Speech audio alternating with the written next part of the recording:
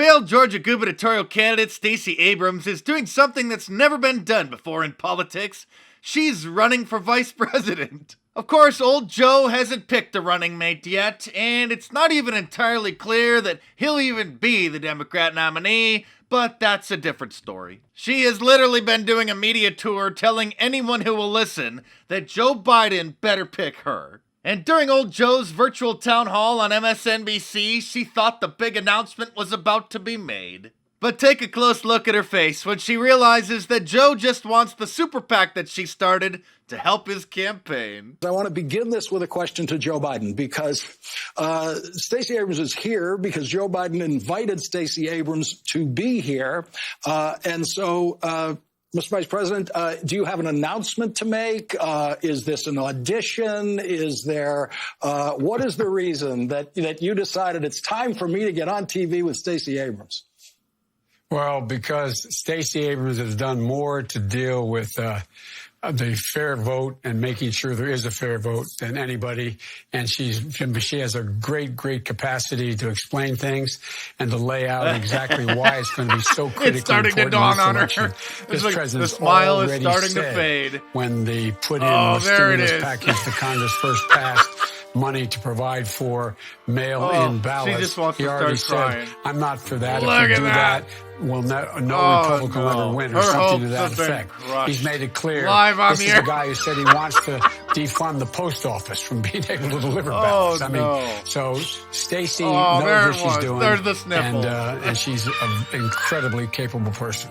The Democrats have already got old Joe to paint himself into a corner, publicly committing to picking a woman as his running mate. But as you know, nothing makes liberals happy, and if you give them an inch, they'll demand a mile. And now they're demanding that he must pick a black woman. And since Stacey Abrams isn't qualified to run a Starbucks, Susan Rice's name is being floated around, President Obama's former national security advisor. She has confirmed that if the position was offered, she would say yes. Kamala Harris's name is also floating around out there, but she would be a highly unlikely choice because, well, not even black people like her. But if Joe Biden happens to win because you don't go out and vote, she will likely be the Attorney General. And let's not forget that she already wrote a letter to Twitter demanding that they ban President Trump.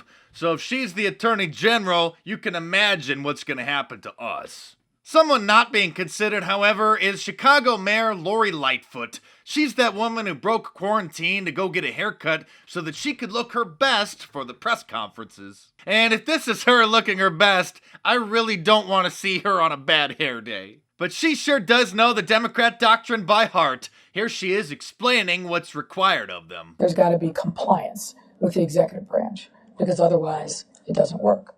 And you pick the people to run those agencies and the deputies that are pledging allegiance to the new world order and good governance.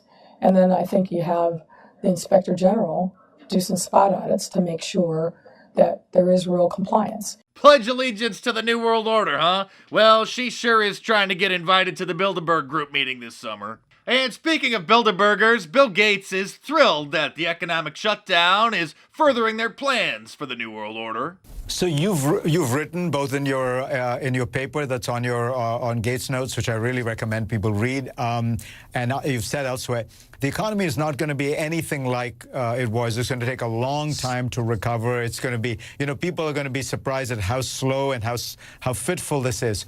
Look at him. He's like, yes, 36 million unemployed. Everything is going according to plan. Something that didn't go according to plan, however, was when CNN's Caitlin Collins thought that the cameras had all cut their feeds after a White House press briefing, only to learn that the White House feed actually kept carrying on for a few seconds, enough to catch her immediately standing up and removing her mask once she thought she was free from the eyes of the cameras. Caitlin, if I were you, I would keep that mask on for no other reason than to cover up the severe case of RBF that you have. Liberalism does a lot of strange things, and in many cases, it causes irreversible RBF. So if you want to help spread the word before anyone else succumbs to Caitlin Collins' fate, head on over to my online store, markdice.com, and get yourself a Liberalism Find a Cure shirt. If that's not your style, there's all kinds of other cool designs over there, like the Mount Trumpmore shirt, or the new bestseller contains facts and opinions some may find offensive. And of course, all of my designs are available in a t-shirt, long sleeve, and a hoodie, and a whole bunch of different colors as well. So head on over to markdice.com or click the link in the description below and check them out!